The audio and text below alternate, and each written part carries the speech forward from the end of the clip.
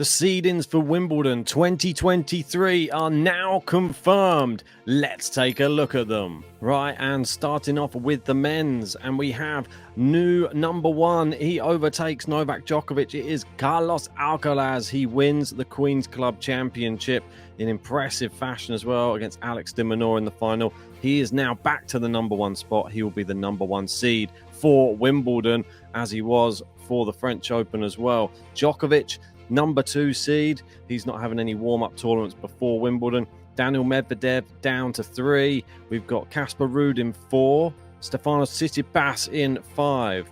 Holger Luna, who's been looking quite good on the grass as well there at Queen's, in 6. Andrei Rublev just got to the final in Halle, unfortunately losing to Bublik, but still getting all the way to a final on grass in good form.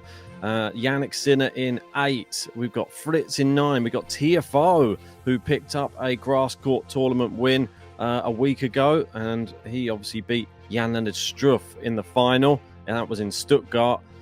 He's looking good on the grass, has to be said. Did lose to Korda at Queen's though.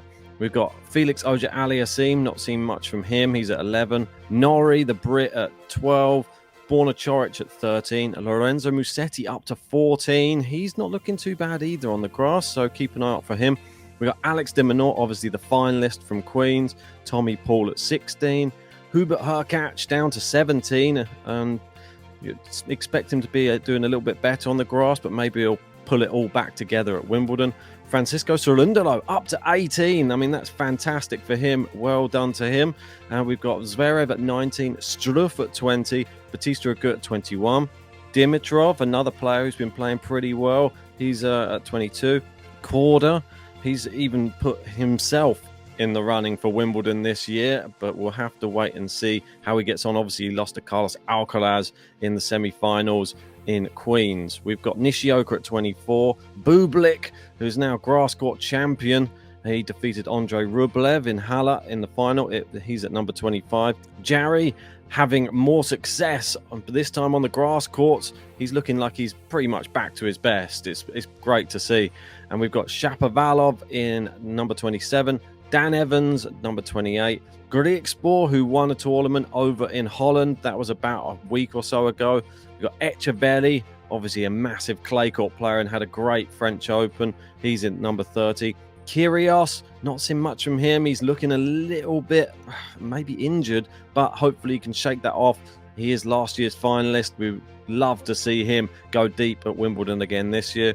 And we have Fokina there at number 32. And now let's go and look at my dangerous unseeded players on the men's side. And I'll only be picking 4 for the men's and women's. And here they are, and they are quite a list. We've got Matteo Berrettini, former finalist at Wimbledon. He's at number 37 in the rankings. That will be somebody nobody wants to play. I mean, he's not in any sort of form, but we know his grass court pedigree is massive. So Andy Murray, say no more there, 39th. He was hoping to get into the seedings with a win at Queen's. Didn't quite happen, but he did lose to Alex de Minaur, that was the eventual finalist and in great form. And Murray did just come off 2 back-to-back tournaments as well. We'll forgive him for that. He's obviously a 2-time Wimbledon champion. Best surface, the grass, so no one will want to play Andy Murray in that first round. We've got Kubler, Australian, excellent player. Really did well at Wimbledon last year, and he's just come off the back of a tournament win. And say no more for him. I think he's an absolutely fantastic grass court player. And number 76, had to throw in another Brit there, Jack Draper. I feel that nobody will want to play Jack Draper. He's a big serve-in, big hit-in, and he'll have the crowd on his side. But now over to the women's seeds.